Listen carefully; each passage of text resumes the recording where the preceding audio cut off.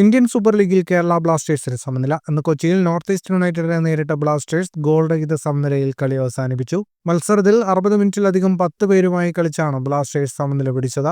ഇന്ന് മികച്ച രീതിയിൽ കളി തുടങ്ങാൻ ബ്ലാസ്റ്റേഴ്സിന് സാധിച്ചു. എന്നാൽ ഒരു അനാവശ്യ ഫൗളിനെ തുടർന്ന് ഐബാൻ ഡോഹ്ലിംഗ് ചുവപ്പ് കാർഡ് കണ്ട് പുറത്തുപോയി. 30-ാം മിനിറ്റിൽ നോർത്ത് ഈസ്റ്റ് താരം അജാരയെ ഹെഡ്ബട്ട് ചെയ്തതിനാണ് ഐബാന് ചുവപ്പ് കാർഡ് ലഭിച്ചത്. 10 പേരായി ചുരുങ്ങിയതോടെ ബ്ലാസ്റ്റേഴ്സ് ഡിഫൻസിലൂന്നിയാണ് പിന്നീട് കളിച്ചത്.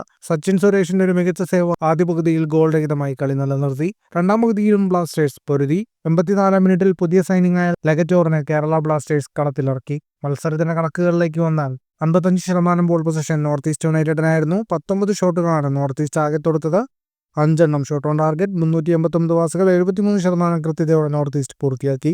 8 ഷോട്ടുകളാണ് കേരള ബ്ലാസ്റ്റേഴ്സ് തൊടുത്തത്. 3 ഷോട്ട് ഓൺ ടാർഗറ്റ്, 340 പാസുകൾ, 72% കൃത്യതയോടെ കേരള ബ്ലാസ്റ്റേഴ്സ് പൂർത്തിയാക്കി.